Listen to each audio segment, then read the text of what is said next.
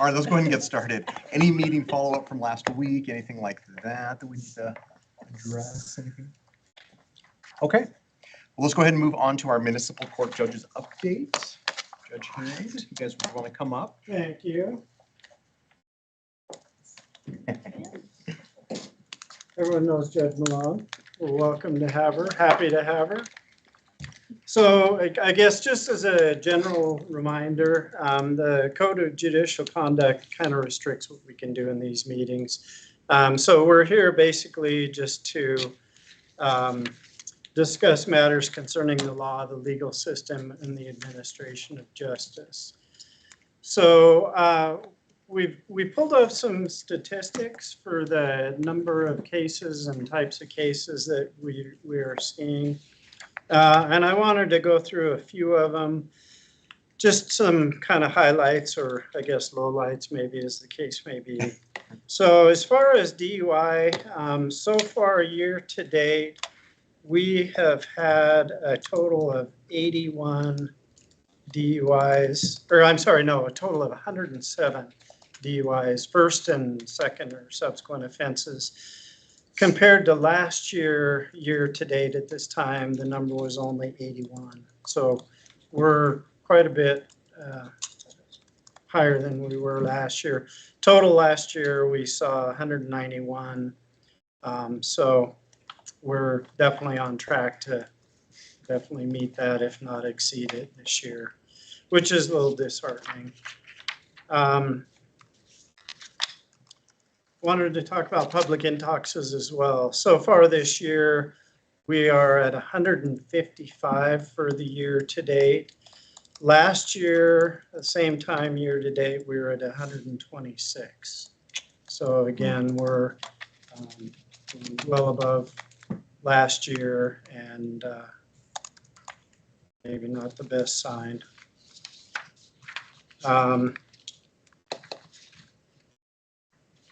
Public intoxications. So this year, and there's different categories, whether it's in intruding on private premises or on public property when they're passed out, things like that. So combined total this year, we are at 61 year to date. Last year, year to date, we were at 82, the same. So those are a little bit lower than we were seeing last year. Minor in possession of alcohol, and again, there are different categories. There's minor possessing alcohol, minor consuming alcohol, or minor with a measurable blood alcohol level. This year, so far to date, we are at 24, and last year, year to date, at this time, we were 11. So we're well above where we were last year on those. And I know that we've talked a lot. Most of the time when we come in, we talk about the theft cases seem to be on a rise, and that trend is definitely continuing. So this year, and again, I'm just lumping them all together. We're talking petty larceny, shopliftings, theft of services, defrauding innkeeper, all those, all lumped together. Currently, we're at 192 year to date. Last year at this time, we were at 125. So again, they just keep climbing every year. We've talked about in the past that the legislature has adopted a law that currently says that a fifth offense for any kind of theft charge throughout a person's entire lifetime can now be charged as a felony. The legislature is changing that. As of July 1st, that number goes down to a total of 3. So I'm hopeful that when word gets out that people will start using better judgment. So 3 in a lifetime, regardless of the amount of property or goods involved at this point, after July 1st can be a felony.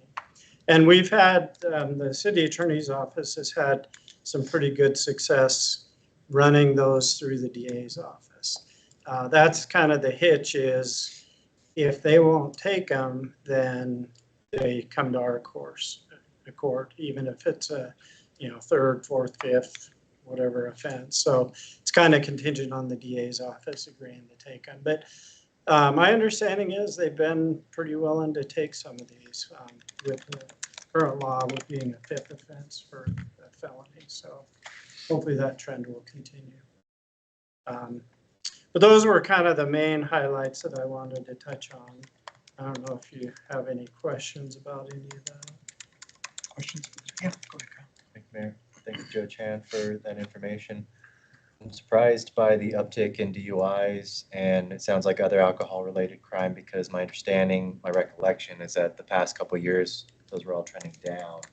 So I would be curious, maybe we can get the chief's perspective after you guys, but I would be curious if you think there's anything you can attribute that to, any other context you might be able to provide. I don't know that I have an answer to that. Can I ask, this is maybe in preparation for the chief coming up, I'd be curious, these year-to-date numbers, if those numbers in the past several months were kind of compounding or getting, the crux of my question is, I am curious whether the DA's decision to kind of more heavily enforce the THC-related products, if there's any, correlation does not equal causation, but I am curious if any of those trends kind of match up or overlap each other. It could, as in people turn into different substances. Yeah, I mean, the research is mixed, but there's lots of case studies that show people tend to use cannabis in lieu of using alcohol. And now that cannabis products are more heavily restricted, I would be curious if we're seeing people gravitate more towards alcohol again. Yeah, that's a good point. I'm still seeing a few though where, and we're always going to have them, but they're charged with DUI and possession of controlled substance. So we do have, the multiple substance users. But that could be an explanation for some of it. Brandy. So for especially the alcohol related, I believe those are things that the diversion program, or is that just for the mental health right now? Or are they going hand in hand? How is the diversion working? Yeah, no, our diversion program works for both substance abuse and mental health issues. So any person that's, got a mental disability or things of that nature, they're eligible for it just along the same lines as the substance abusers are. So to follow, is that increasing with all of our alcohol increases as well? Do you feel like it's working? I do. Okay. Yeah, I do. So, and again, just as a reminder for everybody, what we're doing with our diversion program, there are different ways that it works. It can be a true pretrial diversion where the city attorney's office would intervene, take the case out before it even gets filed with us, and then run it through their program, get the people into some counseling. As long as they complete it, then the charge would never be filed with us. Where we're seeing it happen probably the most is the charges are filed with us, and they come before us, and they're either found guilty or they plead guilty or no contest, and we impose the fines, which is basically most of those offenses. That's all we do, impose fines. And then what we do to incentivize them to get into some treatment is we give them credit every month on their fines, as long as they're completing treatment. And it's typically $50 a month every month while they're going through the treatment. If they elect to do inpatient treatment, in this court, we're able to give them, when they complete it successfully, up to $30 a day for every day they participated in the treatment. And my sense is it does two things. Number one, it takes away their excuse for not being able to address their fines, because we let them do AA or NA meetings, and all you have to do is 4 a month to get the credit. Doesn't cost them a dime to go to that. The other thing that it does, and I believe that it is helping some people. We've had people that go through the treatment, and it's some time before we see them reoffend. And then they reoffend, and they maybe go through again. But that's my understanding is that's pretty typical, that sometimes it does take people several times going through the treatment before it finally sticks. But my sense is that it is actually helping some people. Yeah, please, sir. Mayor Council. So I actually have a meeting on Thursday with Central Wyoming Counseling Center to do a kind of a debrief on the diversion program. And so I think it's also, from our perspective, going very well. And so if I can get some statistics and kind of be able to quantify some of the impact, I'd be happy to put that together and get it to council. The questions for the judges on their update. Okay, thank you, everyone. All right, Thank you, Judge. thank you. Appreciate it. Thanks, Judge Malone. Did you want something? She got all spiffied up and came. Would you like to add anything, Judge Malone? Didn't make her talk, right? No, I'm. No. I thought you were ready to ask me, like, hey, I got a question. But you were just being nice. She was just being nice. Thank you, guys. All right, Appreciate if it. you don't need us, I'm gonna roll. Yep. Thank you. Thanks all. Appreciate it. All right, tree inventory. I'm gonna hand that over to our city manager. Council, while we allow our staff to come to the podium, I will just give you a quick overview. We had a sort of unexpected opening as we had to rearrange some topics for the work session this evening and came to the realization that the urban forestry report was ready to share with you. So we're excited to do that. By way of reminder, the last time the city of Casper did an urban forestry analysis and report was in 2002, so over 20 years ago. So it's really exciting to see that we're updating that data. This, just to narrow down the scope of all trees in Casper, this is looking at publicly managed urban forests, so not necessarily the tree in your backyard, of which there are about 15,000. Our staff will introduce our consultant who worked with us to inventory the trees and create this report for you. What I would just want to make sure that you don't miss in this presentation is the fact that trees have value. And we know they have sort of intangible value in terms of quality of life, but I'll also share with you one of my favorite parts of tree inventory studies, which is they will bring to bear some economic values that you can keep in mind. So the urban forestry, forest that the city manages and is managed by the public, this report will tell you has a total asset value of, I just took my glasses off right when I need them, about $13 million. So I think that's important that we understand that the work that the city does to keep up our publicly managed trees actually has a return in the community in terms of helping to create economic development and other things that have tangible value, not just intangible. With that, Mr. Randy. All right, Mayor, Council. I'd first like to introduce Katie Halleck. She is our Weed and Pest Urban Forestry Supervisor. She is an IA certified arborist. And then Bill Scott over here, who did the inventory. He is an ISA Master Certified Arborist. I want to first just thank them for all their hard work. I mean, this was 14 months of going on in the field and post and pre-meetings, it was probably 15 months. So with that, we'll let Bill go ahead and start on the report. It is shorter than the operations budget for the city by only about 40 pages, but we'll go ahead and let it get started.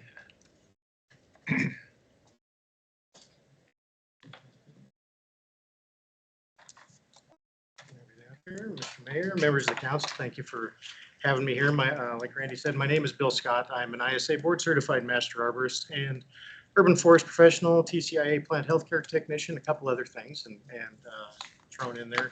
And I really appreciate the opportunity of being able to come in and present some of this information to you guys. I will hopefully be able to give you a working knowledge of the inventory that was conducted and updated, and a little bit of information on how that data is used and how you can use that data. Not so much that you start to get that glazed over look, but just enough that you can potentially use what we throw at you. So I will get started with that.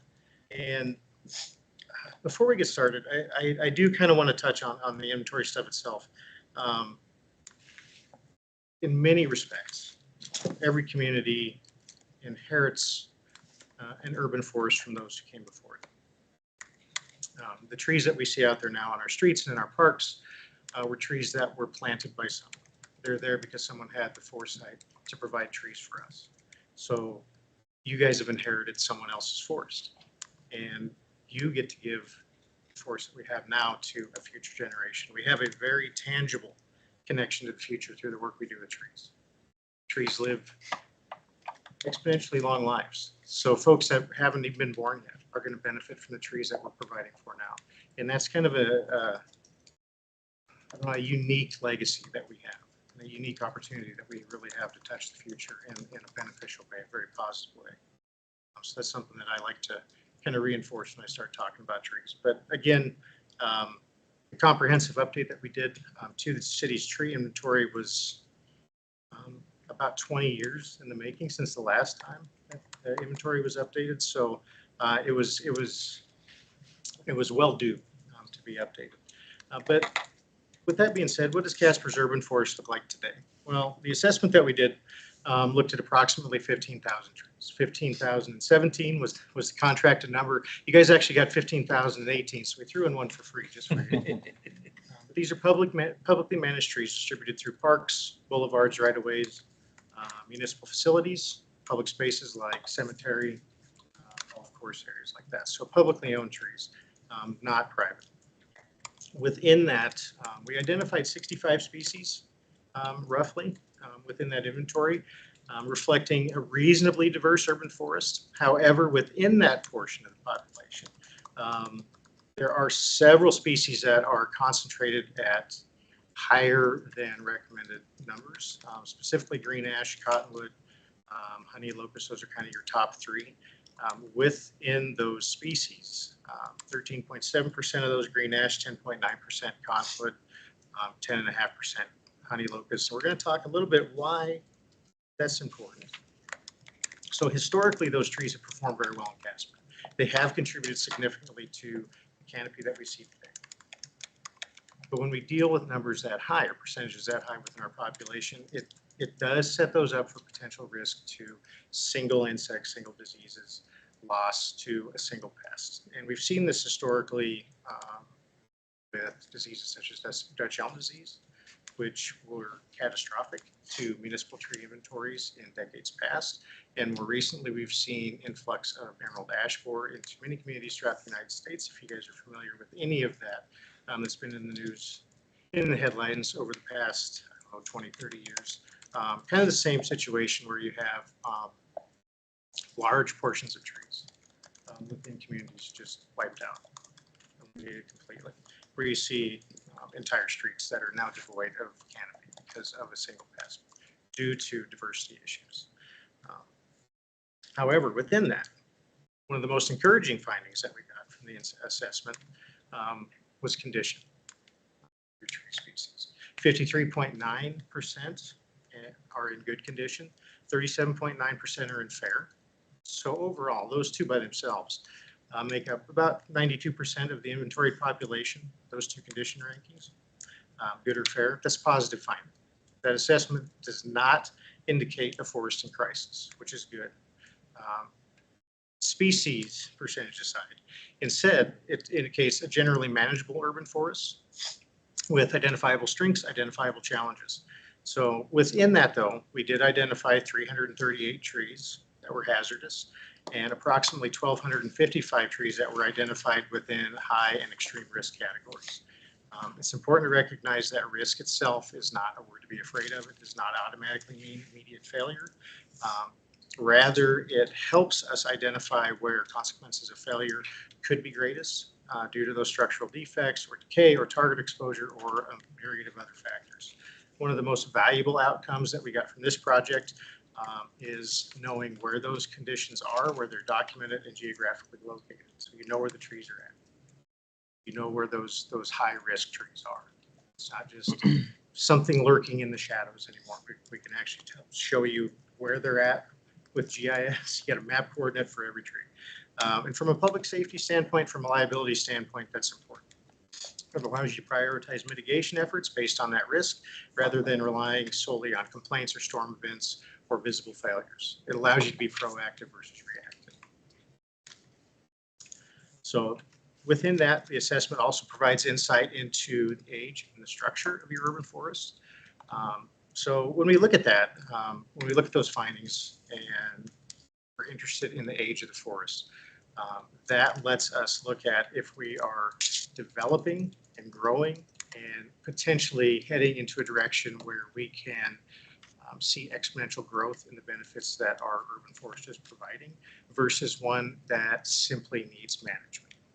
So if we have a younger urban forest that we're seeing, if you have trees that are younger, maybe middle-aged, so to speak, versus older, more mature trees, that allows us room to grow within our urban forest.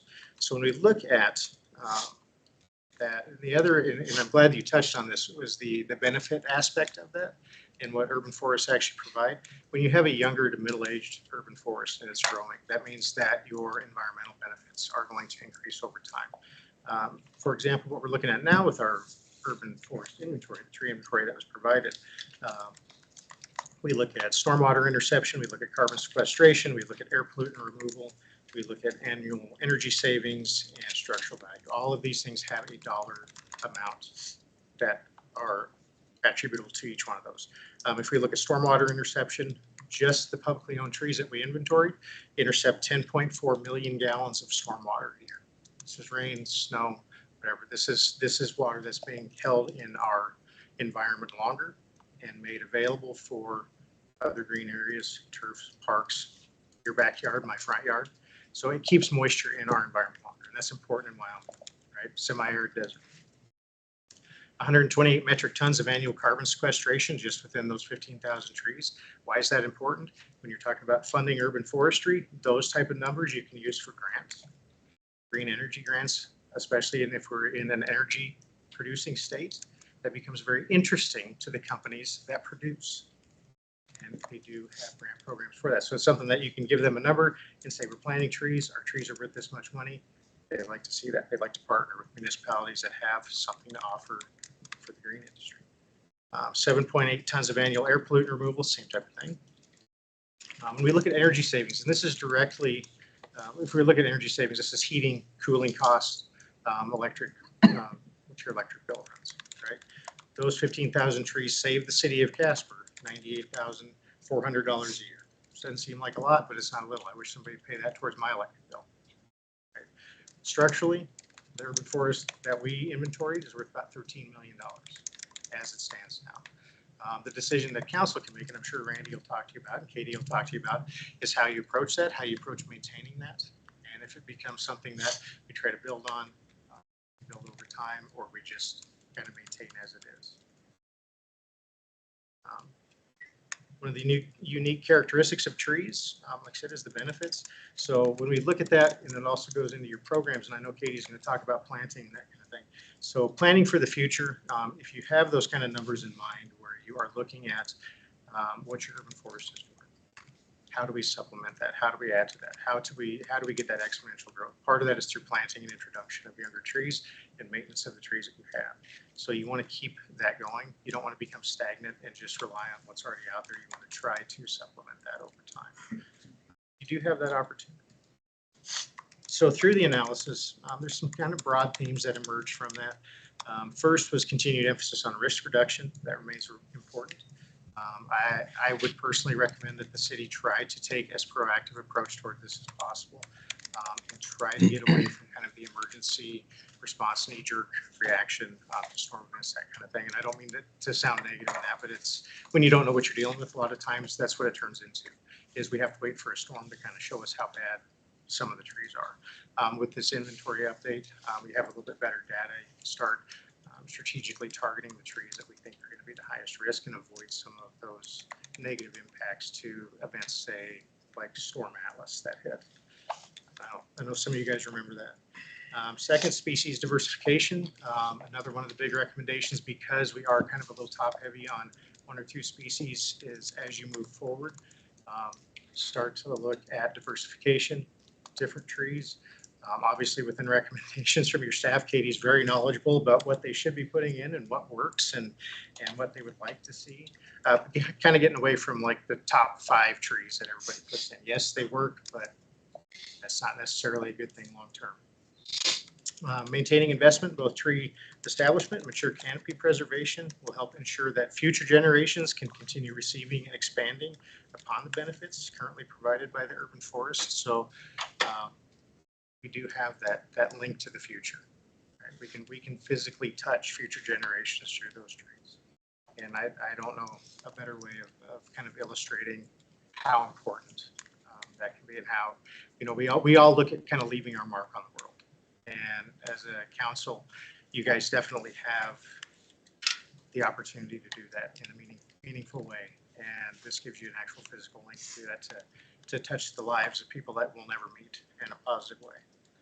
And fourth, the findings themselves demonstrate the value of proactive management. And you guys have already taken some great steps towards that, just with the inventory update and just knowing what you've got out there as an asset. So thank you for taking that serious and taking the time and providing for that. With that, I guess that's kind of the general assessment. What we saw in the inventory, there is the full report available. Like I said, I don't want to give you so much that you start to lose interest in trees, although it does help you sleep at night. If you can't go sleep reading about them, it'll knock you right out. But there is the full report that was compiled based on the inventory data. Got a few minutes for questions, that kind of thing. Does Katie want to come up and I'm gonna have say you go ahead anything? and answer any questions. That's all I've got as my part of it. But if you do have questions for me, I'm happy to answer those as well. Okay, any questions? Yep, go ahead, Pat. Thanks for the report, and I didn't know there was this much information on A little bit. the urban forest. So one of the things that, number one, I noticed no Russian olives were documented at all in the report. They're if you look under the different areas, the golf course specifically, one of their top 2 species is Russian olive. And those are listed in there. They were included in an inventory. Most of the other areas, and we talked about proactive management, the city has been very good at Russian olive mitigation, especially along the Platte River corridor. I know some of you guys are probably familiar with the cleanups and things like that, and Russian olive removal. So they're a species that's definitely not recommended. I know they're on the do not plant list, and I'm not saying they're terminated with extreme prejudice, but they're removed pretty quickly when they're identified. So there wasn't a lot in most of the other properties to really count. So which is not necessarily a bad thing. They've got their place, but it's not in downtown Casper, not along the river. It's like 418 on Appendix A, page 57. Which page? Page 57. 57. Okay. So, and if I could, Vice Mayor. Yes, you may. My nephew managed a city in kind of central Pennsylvania, which they have, I don't know how many acre forest that's the city property. And they are able, through some company, they've been able to sell the carbon sequestration credits. Have we, the city of Casper, or is the one number I saw in here was 5,445 metric tons? Is that even enough to qualify for somebody to buy? It can be. It depends on what the potential customer is looking for. But you have energy producers. You have like Standard Oil, Kirkwood Oil. You have different energy producers, and through their operations, they know that they are going to contribute a certain amount of carbon to the environment. They can get federal incentives for removing that. However they do that is up to them. A lot of those corporations and companies will partner with municipalities, larger agencies, to purchase carbon credits. And by purchase, what they'll do is they'll either purchase or sponsor programs that are planting trees that can quantify a certain amount of plantings, a certain amount of biomass going into an environment because it's documented how much carbon that will remove over time. That's research-based. We know how much carbon a cottonwood will pull out of the environment. We know how much carbon giant redwood will pull out of the environment on average over its lifespan. So they can purchase those credits from you. They can give you money in the form of a grant to plant trees, and then they can claim those credits. So it's kind of they're still going to pollute. They're still going to put stuff in the environment, but they're giving you money to plant trees to offset that. So they can do that by helping with existing programs or supplementing them. They usually do that through grants.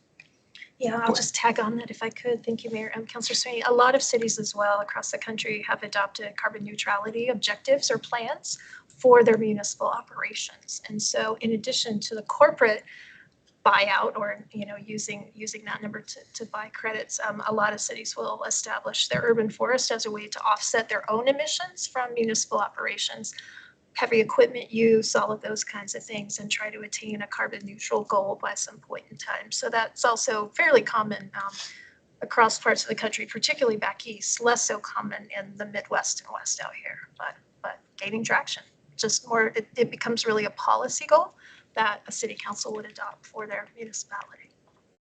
And I could add to that a little bit. If you look at programs like LEAD and working with some green infrastructure developments, that's kind of goes hand in hand where you have certain requirements for construction, whether it be green roofs or additional landscaping or trees as part of new construction or renovation for that exact reason. Were there different numbers in here? I know stormwater mitigation, there was a different number, but was that the highest number overall, the 5,445 metric ton? Those are what we use a program called iTree to actually quantify those numbers within that report. So what it does is it takes average performance of the same species of trees that were recorded in the inventory across similar municipalities, geographic regions, that kind of thing. It gives us an average number of what we see in return for those, or what we see in stormwater interception or that kind of thing. So it's an average based on those species, how they perform in cities-like environments. Hopefully that it's as close as we can get to the exact number without actually having to go through and measure every time it rains what that tree collects, and then every time it rains what that tree collects, and then try and quantify that. So is it perfect? No, but it's like a 1 to 2% range of error on it. So it's not too far off. But yeah, for the 15,000 trees, those numbers are as accurate as I can possibly get. Yeah. Other questions? Mr. Scott? Yeah. Thank you, Mayor. Thank you for the presentation. I thought the report, maybe a little dense, but I thought it was super interesting. I like learning about trees. You mentioned Winter Storm Atlas. I didn't realize it had a name. I just remember the big storm event in 2013. But anecdotally, without having access to this sort of information back at that time, anecdotally, it feels like our urban canopy took a huge hit, and just, I still see trees that I imagine were damaged in that event. And so I'm curious, are there species that are more resilient to that sort of weather event? I know we need to be worried about the emerald ash borer disease, and so diversifying for that reason, but it also seems like we've gotten more of those heavy snow events, probably as a result of, us getting more. It just seemed one of the few snows that we got this winter, obviously nowhere near the amount of snow that we got in 2013, but I was having to go shake my bushes out and stuff because I was worried it was going to collapse all the branches and stuff. So. If we look historically at Casper, Wyoming in particular, but the Rocky Mountain region in general, we typically see a catastrophic storm event like a snow event, spring or fall when trees are in full canopy, about once every 10 years. That can vary on 10, 13, 14 years, but we see that about once a decade. We saw that in 96. We saw that in 2013. So we see there's these, it's predictable that it's going to happen somewhere within that time frame. So planning for that it's a good idea. We know it's going to happen. It's not if, it's a when. One thing that past storms do a very good job at highlighting is where our urban forestry programs are very strong and where they're very weak. And a lot of times it's exactly what you're saying. It's over reliance on species that perform well, but they don't perform well in storms like Siberian elm, which we have a lot of Siberian elm trees.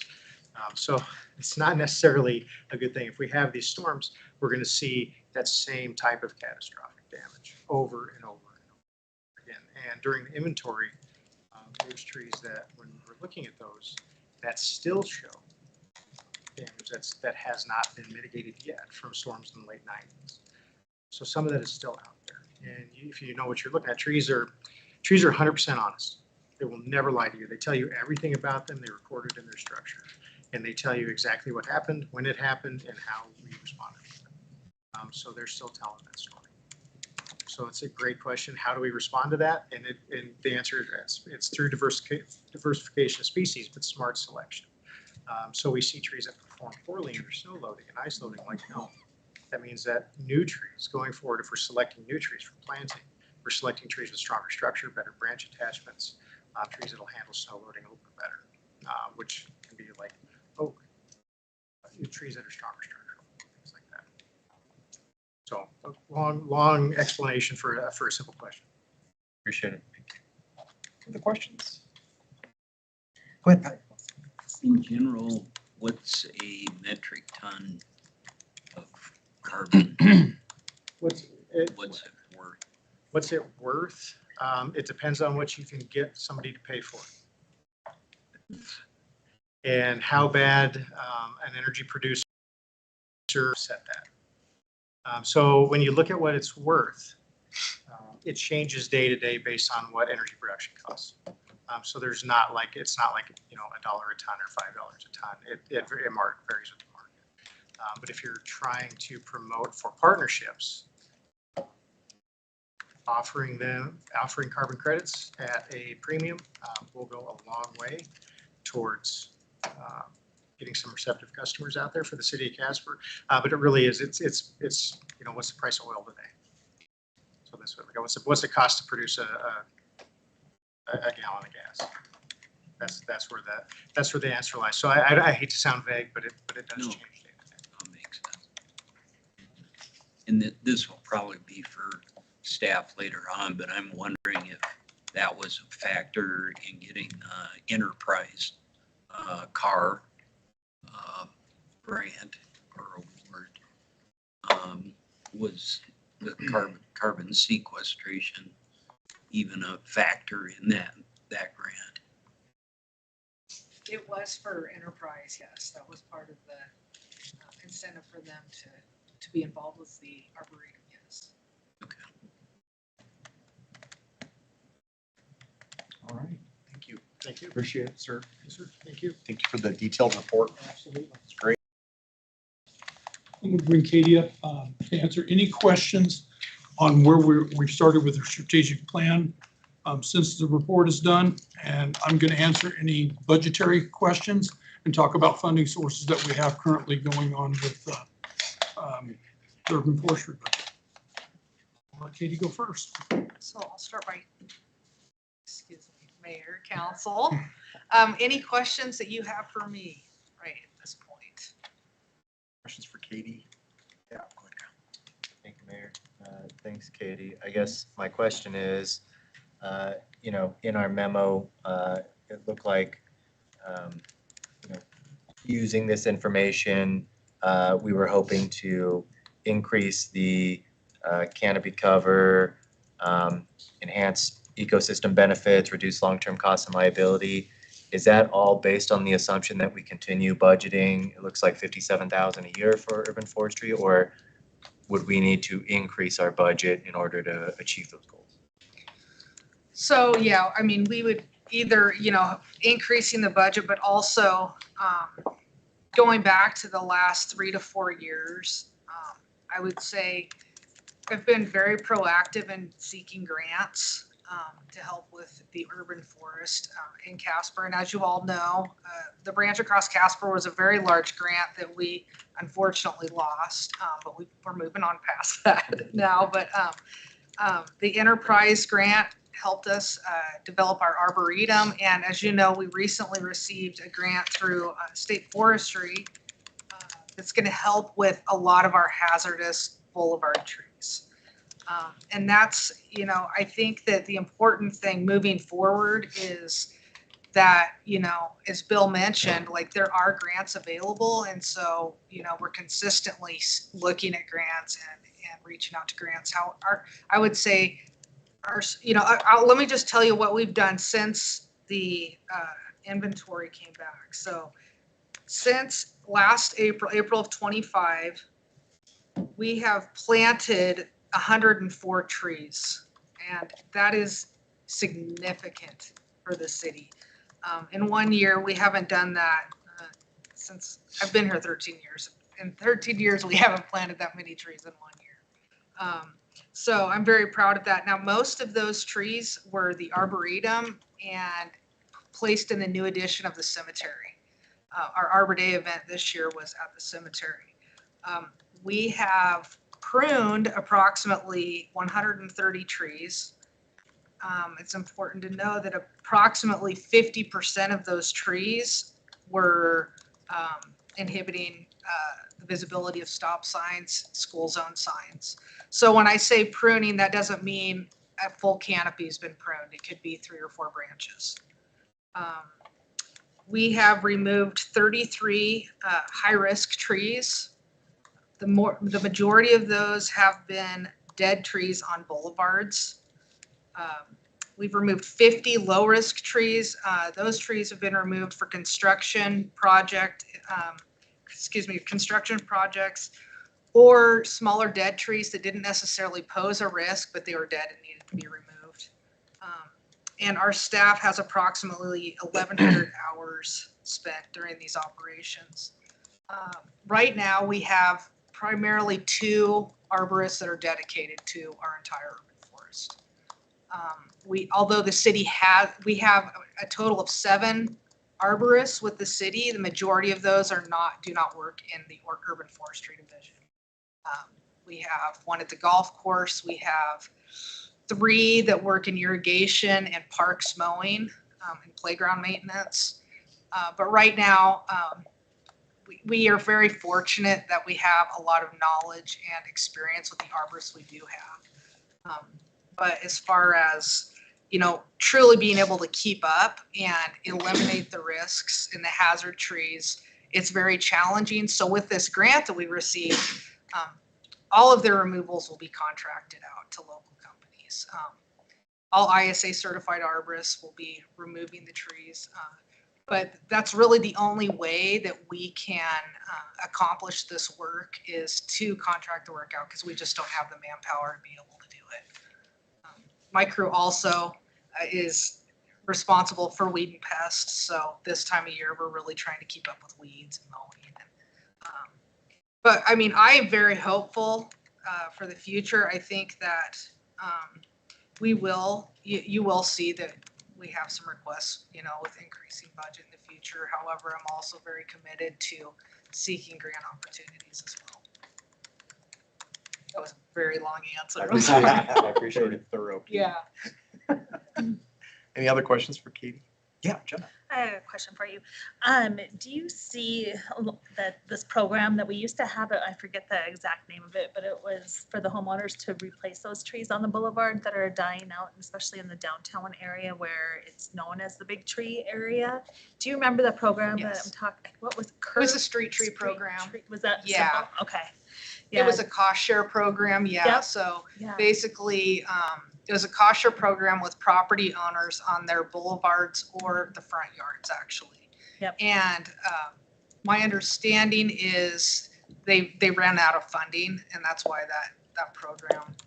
Okay. no I was longer. wondering where that funding was. I was one of the ones that took advantage of that program long ago, and just they had to been 10 years Yeah. old or 12 maybe even, and just recently had to take them down because they ended up getting a disease. So that's where I'm just, and I planted one in the big, in the front yard too, because it would still fulfill that canopy for the street and the sidewalks that you guys at the time were looking to do. And so that one's still there because it was a maple, but Okay. you know, pretty slow growers compared to Yeah. locusts. So I'm just curious because I do see so many of the bigger trees now, but the canopy is going away downtown and they are just the smaller trees. So I was just wondering, where did that funding come from? And if there is a possibility to, we might get that program back at some time, or they might, you know, what? Randy, I'll let you answer. Do you know the answer? I'm going to say probably right now, we do not have staff to continue to plant it. And there probably needs to be more guidelines on, because I know there was a lot of replanting with it. We'd plant trees, people wouldn't take care of them, call us back and say our tree's dead. City come back and did it again. So it was a little bit abused. So it could be stiffened up. We have talked about the tree program coming back, but it's a lack of funding is what's going to Yeah, or hamper that. kind of a follow-up. Yep, absolutely. So, and that's the thing. I mean, I think the city at the time, if I remember right, the city came and planted it. We've did like the cost share, like you say, half and half. And then they watered it like A year. yeah, once a year. Yeah. You know, or twice, The like first- once during for the winter. first year. for the first year, we were yep. responsible. Yes. So my question is, it does come back. I mean, maybe we can look at, in some modificational way to do it, because even if it's on the homeowners, if we can get the discount from the city if you buy in bulk or however that works, but just giving it, you know, passing that savings on and the resident pays for the whole amount of the tree where the city isn't paying for it and then they're responsible. But just to help them make it maybe more affordable, because trees, as you know, get really expensive. So if they're saving, you know, 50 or $100 a tree or whatever the discount might be for a bulk, it would be beneficial, I think, to a lot of people that live in the big tree who want to keep it that way. Because that's also, you said they're valuable. Trees Oh, are yeah. valuable. So they're valuable for your property too. Absolutely. So, And one of the benefits of this grant we just received is one of the requirements is where trees are removed, a tree must be planted. And so as you see, because I mean, the public will start to see, you know, tree companies are removing some very dangerous trees on the boulevards. We will be meeting with the property owners before we do that. And they will need to agree that for the first 5 years, like really being attentive, watering, we will supply the gator bags. I don't know if you guys have noticed the gator bags on some of the trees around town. yeah. They're not necessarily pretty, but they're very efficient. And I think that we're able to use a lot less water with those bags, and the trees that they're on, they're doing great. So yeah, I mean, it is important, I think, for people to know that even though they're going to be seeing trees come down, every tree will be replaced. Just want to say, I love what you've done to Washington, or to City Park down there too, because a lot of trees had been removed and lightning had struck a couple and all that, but it is looking good down there. Any questions for Katie? Pat thinking? No. You bet. Good to see you again. Thank you. You too.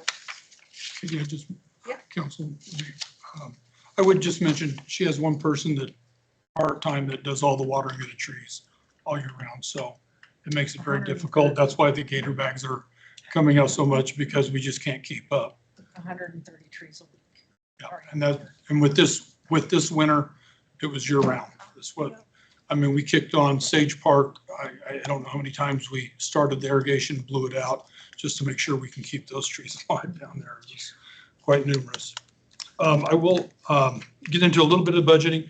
Where it says 57,000, what's not mentioned is 15,000 of that is for Christmas lights for Holiday Square. So that's all privately raised. And so our true urban forest budget out of the 6 line items that we do have is 42,000. 2,000 is that for ISA recertification every year. Funding for urban forestry. She did mention the McNamara Fund. The McNamara Fund was started in 1998 by William McNamara. It started with originally $75,000, which can't be touched. It's currently at $135,000. And what we get off the McNamara Fund is the interest every year put into the general fund, which is about $3,800. So everything else is from the general fund or what we can get through grants. And going back to your street tree program, maybe there's better partners we could partner up to with private businesses too that could help out with that if we look forward to going to that in the future. Just something fun me and Katie did. We did a little comparison with the city of Cheyenne, looking at their urban forestry budget in FY26. It it's close to 900,000, 890 something $1,000. So. Which is more than what's there. And about 580,000 was just labor, which is not included in this with those two people, but just a fun note. Do you have any questions for me on any of the funding or Any questions? anything else I can share? Mr. Norville? Yep. Thank you, Mayor. Appreciate the comparison to Cheyenne. Obviously, quite the disparity there. So maybe something we need to be mindful of in the future. You mentioned mentioned the McNamara Fund. Can you remind me that was 1978 that was established? 98. 98. Okay. I mean, speaking of kind of planting trees, of which is shade you'll never sit. That's cool that, you know, somebody, I assume McNamara was a local resident. Yes. So set up that fund, you know, 30 years ago, and we're getting 4,000 a year, which is 10% sounds like of our meaningful forestry budget. So just, you know, really appreciative of that and looking for clarification. If a resident these days felt so inclined, are they able to set up I mean, could somebody do something similar today if they wanted to? Mayor, Council, we did try to do something with our urban forestry last year with the QR code where they could go into urban forestry and donate. I'm working with finance on some details right here because tracking small amounts is very difficult for them to do. But we are looking at different ways of funding it right now on how we can make that fund grow. So look forward to something coming up in the future there. It was up to a point in 2013 using Laserfish to try to find stuff. It was about 277,000 in 13. We got about 16,000 roughly off of it back in there. The deplenished, I think there's a resolution in 22 where it was 135,000, and that's where it remains today. Other questions for Randy? Awesome. Thank you, Randy. Thank you. Thank you, Katie. Thank you, guys. Thank you for all your hard work. Bill, thank you. Yeah, no, we can check.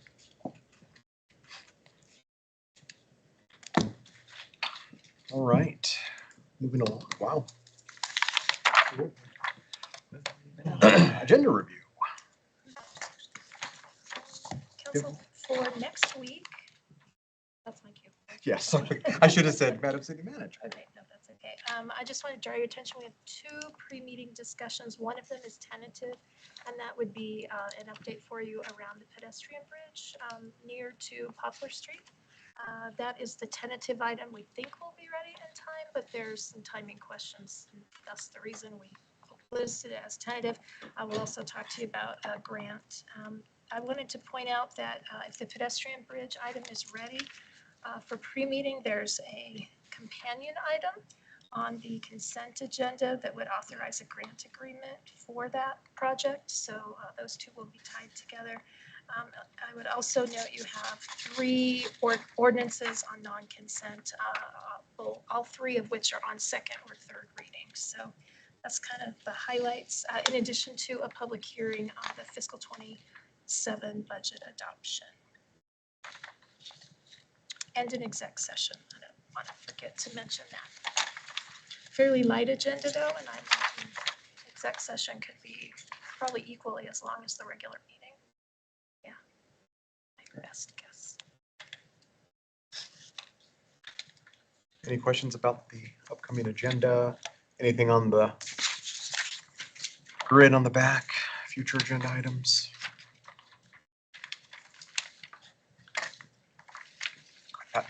So, Mayor, I don't know if this is the right time to bring up.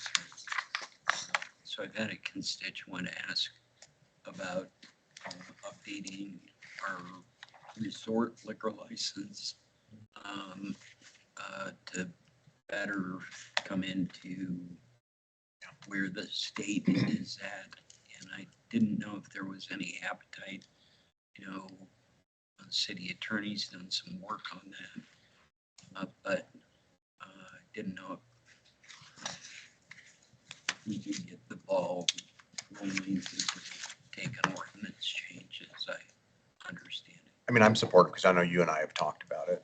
It would be great to have that conversation in a work session to kind of figure out, or if we want to have, I know you've had conversations with Eric as well, because I think you make a good point on that. So I don't know if you want to say anything on it, or Yeah, so certainly. council can have a little bit more of a, I don't know, how much you want to go into that. So council. So Mayor, Council, so it's, I think, a relatively easy ordinance change if council so desires.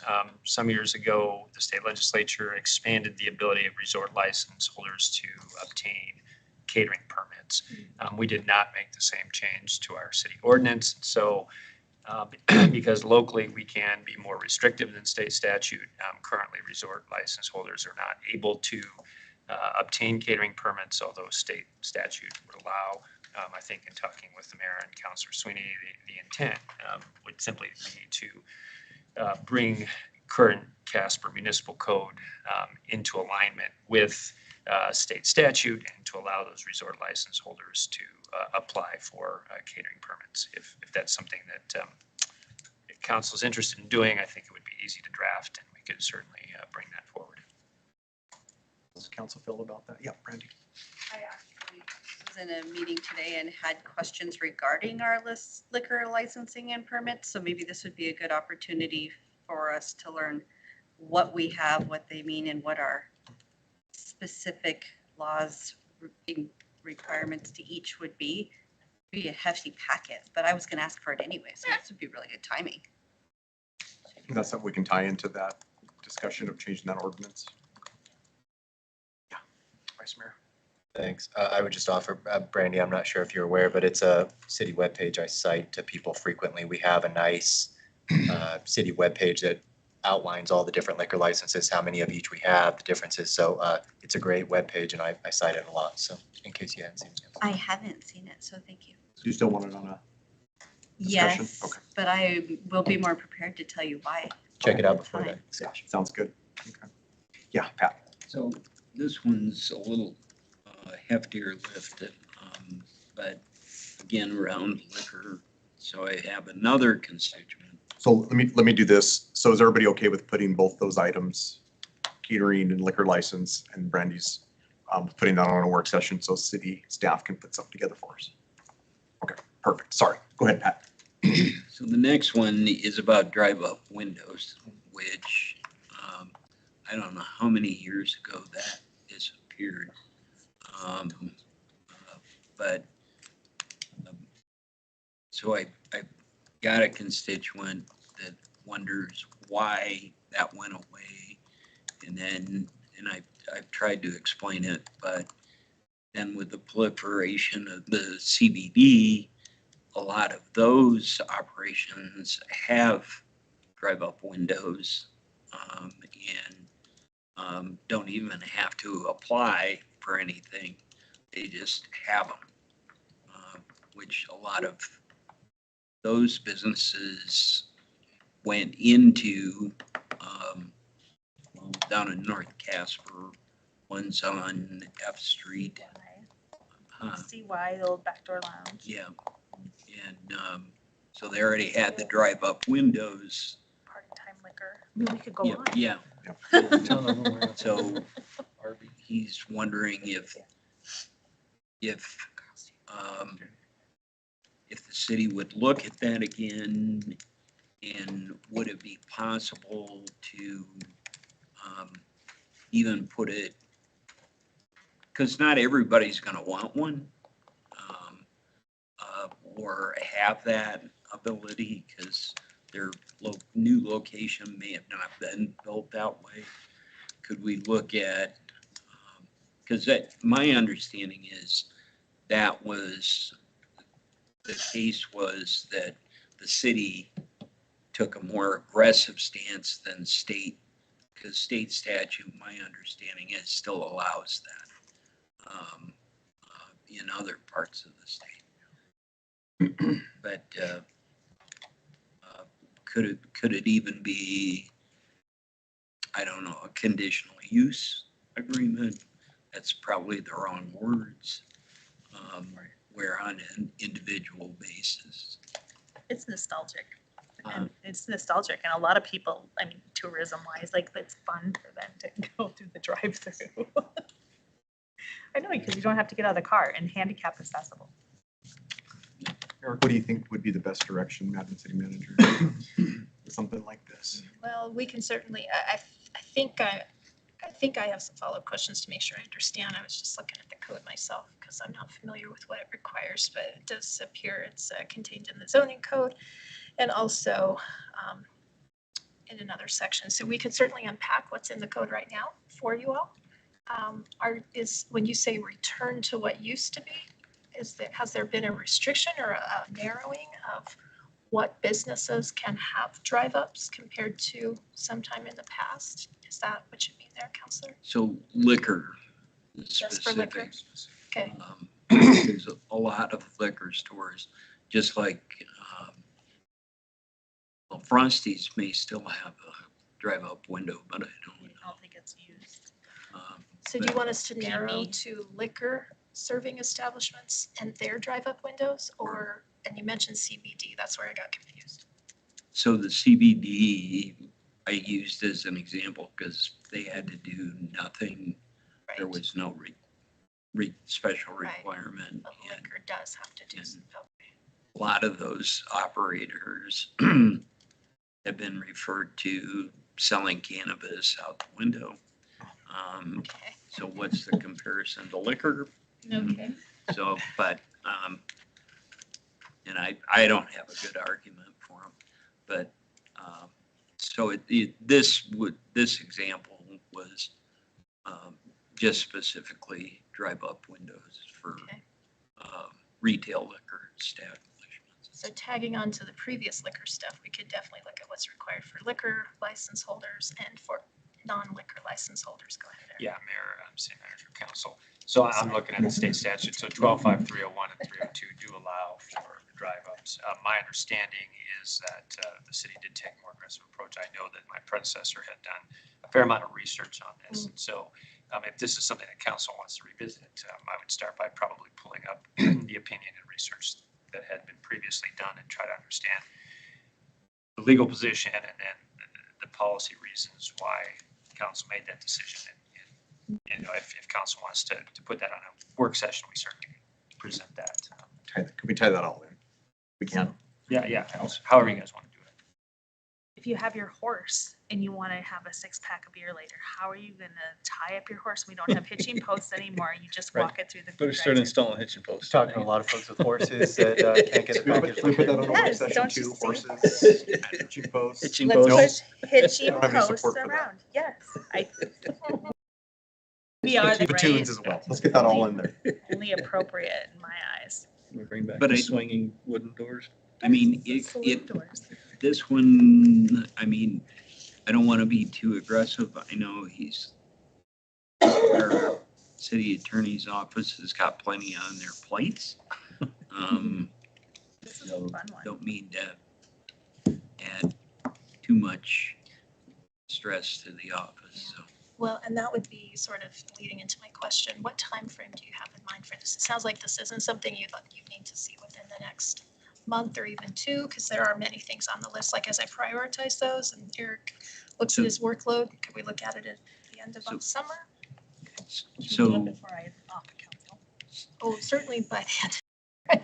so resort, I think that, in my mind, that's a priority. Okay, so that's a higher priority. Yeah. That makes sense. Okay.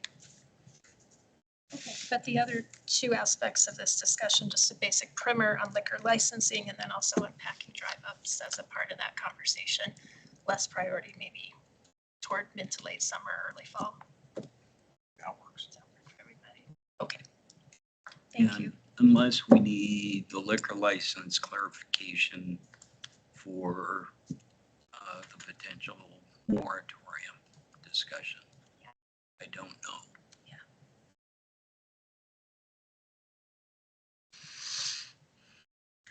Thank you. Yeah, go ahead, Kyle. Thank you, Mayor. And I'm totally, I'll consume as much information as staff is able to give us for digestion. So I'm happy to have these conversations. And I appreciate Counselor Sweeney, you bringing it to our attention, because it sounds like it's constituents that are bringing it to your attention. I do think, though, I have to make a comment on the observation of us, I think it was our last council meeting, expanding open container ordinance language, hearing from our judges this evening about increase of alcohol-related crime. You know, the contrast and the irony of it is not lost on me. So Yeah. you just have to make a comment about it. Point.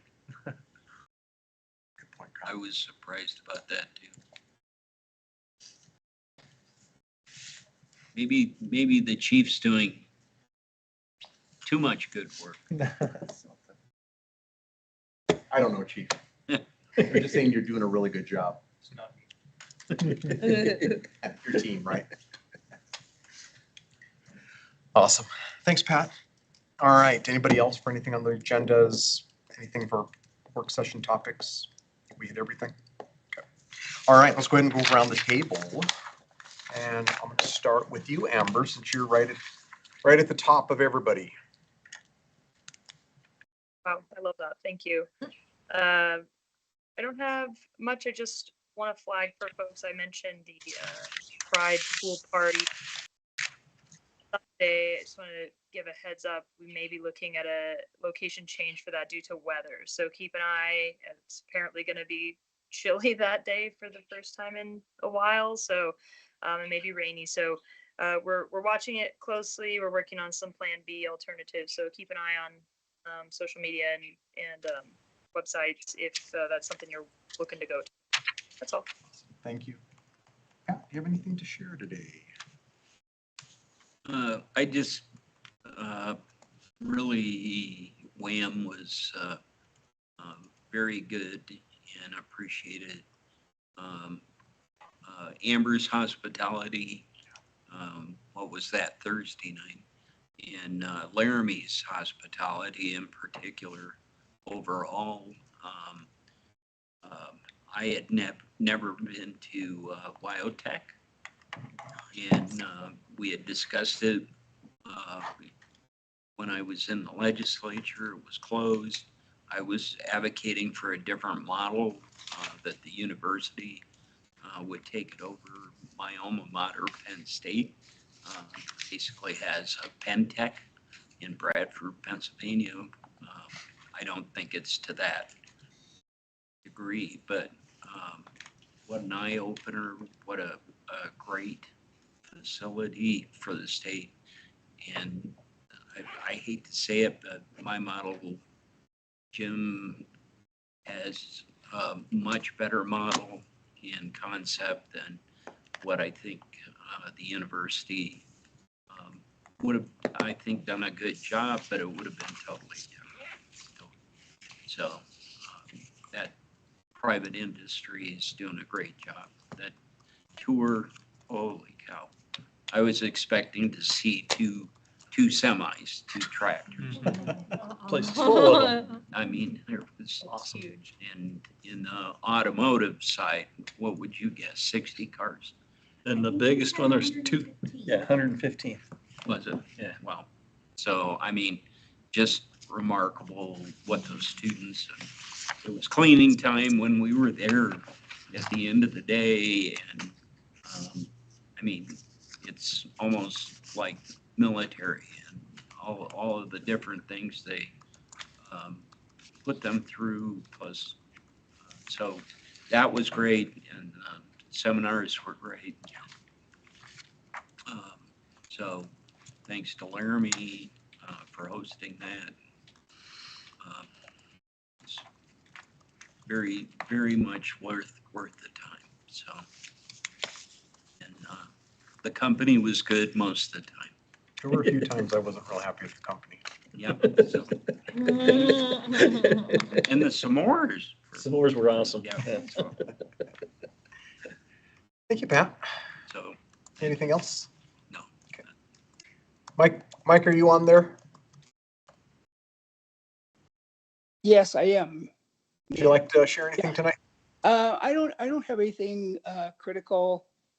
Just I have had a few phone calls and emails about the Poplar Street construction that's going on with YDOT, and Janine and Krista have been very helpful in terms of getting some information to those constituents to answer their questions. So other than that, nothing to add.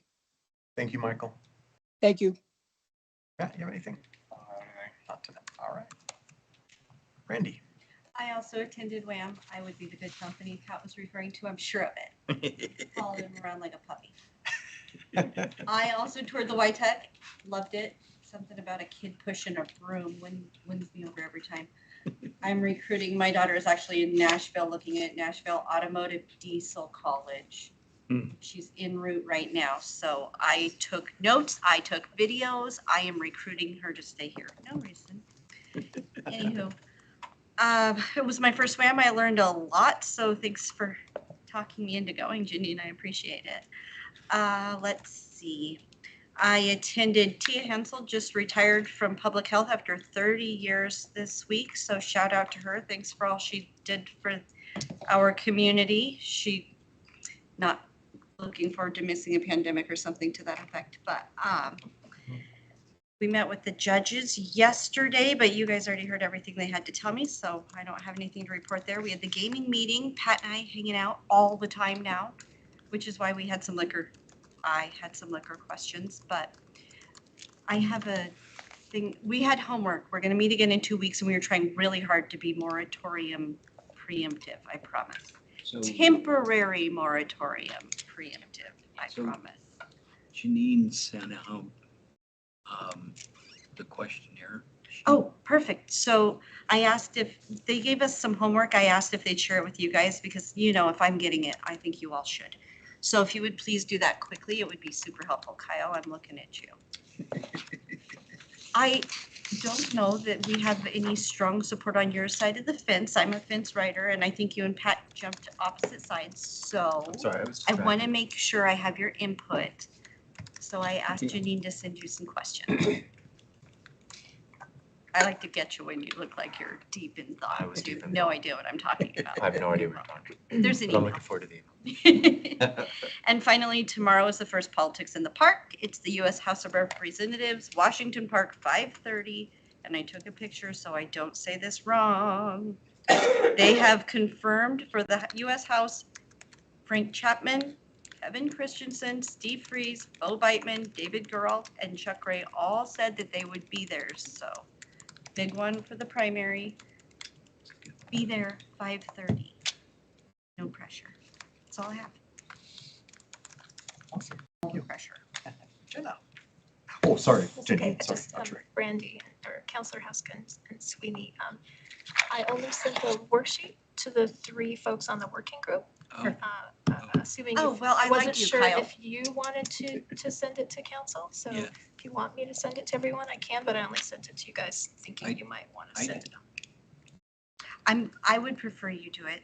Okay, I'll just zip it to everybody right now. Not that I can't forward it, but then No, you that's okay. do it the way you want it. Let's close that loop right now. Sorry, I lied to you, Kyle. sorry. Shortly coming. Your homework. That's good. Thank you, Janine. That works. All right, well, CNFR. That's about it. That's all I got. No, we had a meeting yesterday. And it's just the next 2 weeks are nothing but CNFR for me. So just lots of that, lots of activities. I hope everybody puts their best face forward like we always do for CFR when it's in town. And lots of people coming into town. They started coming in yesterday evening and they're here already. So, smile and welcome them to Casper like we do. I think that's, and CNFR related. I just want to mention, somebody said something about the road in 13th Street, Mike Bond did.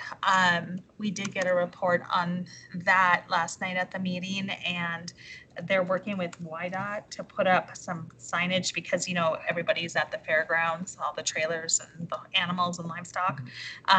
So they're gonna put up some signs to try to direct people down King Boulevard and then being able to turn out that light, take a left to come up to the Ford Wyoming Center, because when they come down Collins, they're not able to take a left. Makes a So, mess.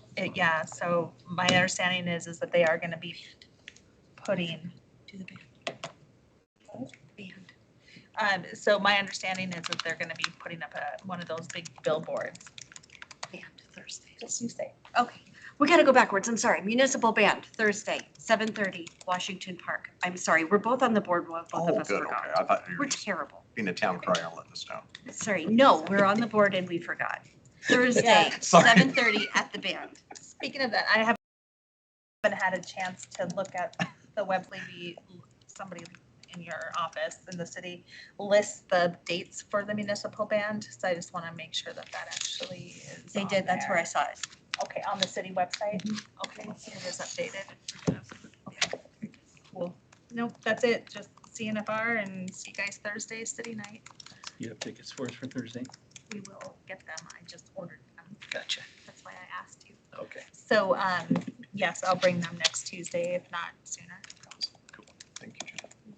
Michael, do you have anything? The YDOT construction on Poplar, I was glad to hear that they're gonna do that with the CNFR people, King Boulevard, because I've got clients that are down there on Ash and Collins, and it's a nightmare when they're running semis through there. They can't turn left to get back over to Poplar, and it holds up traffic, and it's been a mess. So had a couple of people approach me about that. I told them that's YDOT. See what we find out. And then, oh yeah, ditto with what Pat said about Wyotech. That was so fun. Cool to see. They had some pretty cool projects in there. One kid had his sleeper car hitting 1,200 horsepower to the rear tires. That was fun to see. Thankfully, he has a roll cage in it. Little So, nitrous in it. yep. Can we backtrack a minute to myself? Just another This is one. the last backtrack, people. I know, but then, you know, you I'm just kidding. hear. Go ahead. no, You guys backtrack all you This want. is a big one. It's city cleanup day starting tomorrow.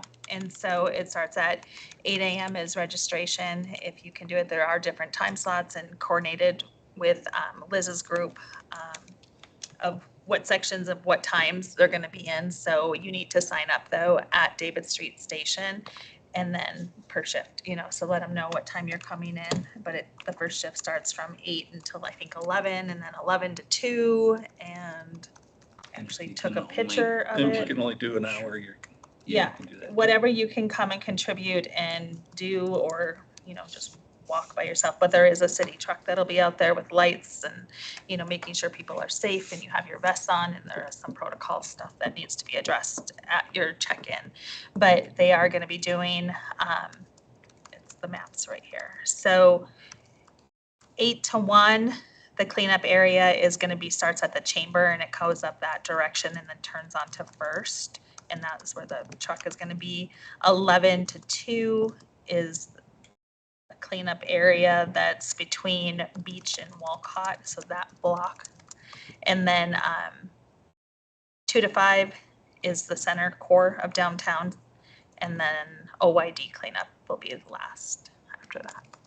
And I think they're doing it throughout the day because there's a different committee for that too as well. So probably wherever you can help, just go pick up a little bit. And plants are coming in on Saturday from, I think they said Saturday, over at, from Gallus into downtown. So they'll be here for CNFR and it's gonna be all spruced up and the lights will hopefully be Lights will working hopefully be and working, on. yep. So, that's it. Thanks, Jenna. Mr. Vice Mayor. Thank you, Mayor. Had a WAM board meeting last Wednesday in the conference that several of us went to. We discussed investing our reserves for that organization in a manner that generates more interest. I hope Jill doesn't mind, but I've been giving out her name and contact information a lot, pretty much to every town, city, or group that when I'm in the room and they talk about how nominal or pathetic their interest returns are, I say, hey man, you need to get a hold of Jill. Figure out what we're doing because it's a night and day difference. So kind of a rising tide lifts all boats kind of things. The more money that all of our governments, special districts, and other organizations can make off their savings, the less they will need in the way of taxes, fees, and rates. So just wanting to share that knowledge and appreciate the work of Jill and her team, educating other folks about what they can be doing in that regard. We also discussed consensus block grant funding and the potential changes we may see for the Wyoming Business Council in the interim and this upcoming legislative session. There's obviously a lot of desire and will to restructure that organization and potentially change its funding, but WAM is working hard to at the core of it, just to protect the ability of cities and towns to apply for funding for critical infrastructure projects, especially as it relates to water and wastewater. Pretty much every town and city has need of additional resources to keep that infrastructure maintained, and so just trying to preserve that opportunity. And then lastly, the Downtown Development Authority, they did send out a survey to all their non-tax exempt commercial property owners in their district, which is about 50, in regards to our moratorium, asking whether they are in favor of it, whether they oppose it, or whether they don't have enough information. Of the 17 responses that they got back, 65% supported our moratorium, 17% did not support it, and 17% needed more information. So a pretty healthy majority in support, with some folks needing more information. So I guess I would encourage those folks to watch our upcoming regular meeting. We'll be talking about we'll have our second reading. So I guess encouraging folks to continue watching our meetings over the course of the next month, because we'll be talking about it a couple more times. And then I believe Tough Guys did finish their installation of the tree lighting downtown last week. I passed them on my way back into town on Friday coming back from Laramie. So I don't know what additional legwork, if any, needs to happen, but Wi-Fi, oh yeah, there was some existing Wi-Fi stuff. So we have a board meeting Thursday, and maybe I'll have another update for you in that regard this time come next Tuesday. That's all I got. Thanks. Yeah, I've got a real short one as well. Thursday, I have a PSCC, which is the Public Safety Communications Center group, to get together, so I'll be doing that. That was the only thing I have really going on this week. And then Brandy's had her first WAM, and I had my last. And so it was really, really good to go there, meet people, talk to people. Some of the statewide candidates were there, had a good opportunity to chat with them a little bit. The governor campaign, the governor's race had 3 candidates, Megan, Eric, and Brent. And so that was really, really good to sit down and have the conversation. That every question was really geared around municipalities, the effects, what their agendas would be, being able to work with the municipalities, everything from property taxes. So it was very enlightening from me, and it was really, really great to be there for that. And so I will definitely miss WAMs, especially the summer WAM is always my favorite one to go to. So that's all I got. So thank you, everyone.